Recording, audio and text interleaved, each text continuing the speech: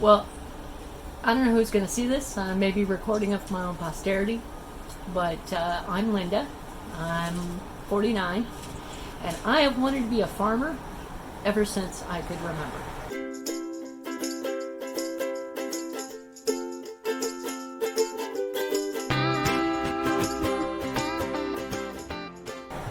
I've been watching channels like Sheepishly Me and Epic Gardening, The Sheep Game, Tom Pemberton's channel, and I watch these and I want to be able to farm.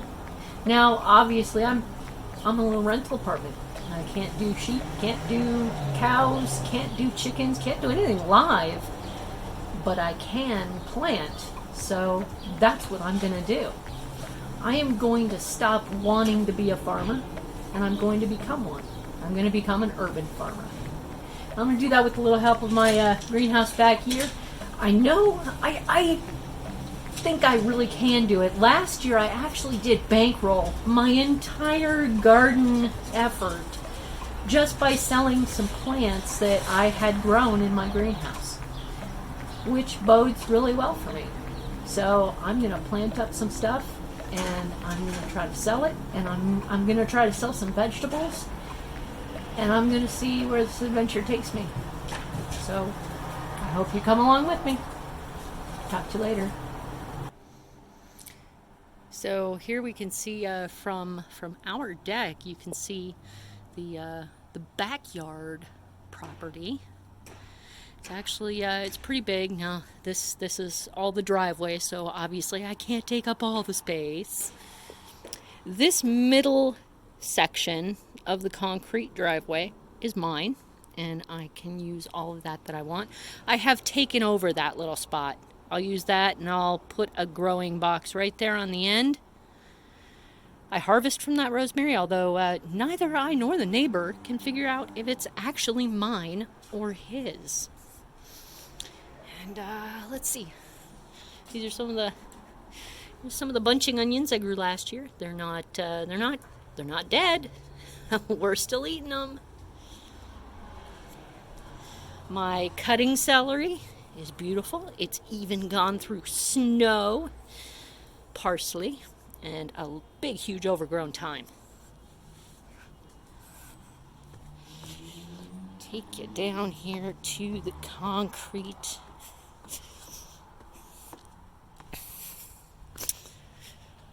So this is a lot of the space that I have right here. It's pretty good. The neighbors, that's our upstairs neighbor's parking spot, and this is the owner's parking spot. I do clean it off. I try not to invade too much, but since hardly anybody ever comes, I do use a little bit of it. And the garage, which I'm sure you'll see tomorrow, I'd really like to clean it out. I have my old greenhouse in there, which I will be using either inside the garage or later on in the season bringing it out so that people can come and pick up their plants. That's pretty good. Unfortunately, under here, under this spot, there is, believe it or not, carpet. This whole driveway up to where those nets are has this carpeting underneath. And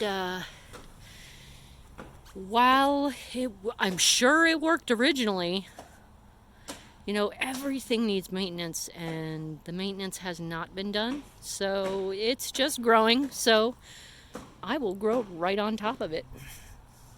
These two nets here I purchased from the previous tenant.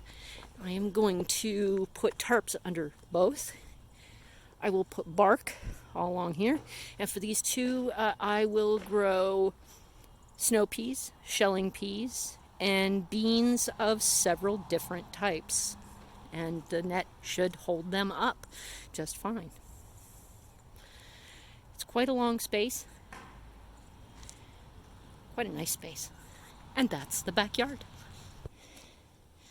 Here we have the front yard of my space, And right here is where I put flowers. That's specifically a flower garden.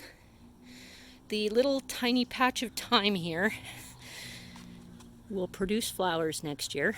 It produced a decent amount last year, but it should produce better. That's all parsley, and I will let that go to flower. Big old shrub my neighbor and I rescued by chopping it back heavily. And this will get barked heavily. I will put a little a barrier in back to hold the bark. I will bark it heavily, and I will put containers in this space. I don't know what I'm going to put in there yet. This is the other side, which I am also going to claim. Going to claim it as mine. Our apartment is right there. And this spot is pretty good. I'm right up to the little shrubs right there. And I'm also going to use that for containering. But I'm not going to put bark there. I don't know if the property management company will look kindly upon me putting excess amounts of bark on this side. The only reason I did it on the other side is because most of the lava rock was already gone. This also has a lower deck, so I get double the space. Down there last year, I put some poppies. I don't know if they're going to come back. I hope they do. They were pink and yellow, and they were awfully pretty. And I water these little ferns. I call them my little rescue babies. I started watering them last year, and they really responded. And this area, I am going to try not to do anything with, because it's not really mine. Might put a few containers there, but probably not. And that is the front yard, and that is all the growing space I have except for the greenhouse. I forgot one little space. This little space, this is what you see from here. You don't see those boards looking in because the greenery is thick enough that it hides it. You see it from here, and there's really not much I can do with this. It has a dramatic slope, and there's a lot of shade here most of the time. So I've allowed that little these little firebirds to just kind of spread there. I pulled a lot of them and I put them here, and I'm hoping that they'll pop up and make a nice thick row, and that should really help with the weeds a bit.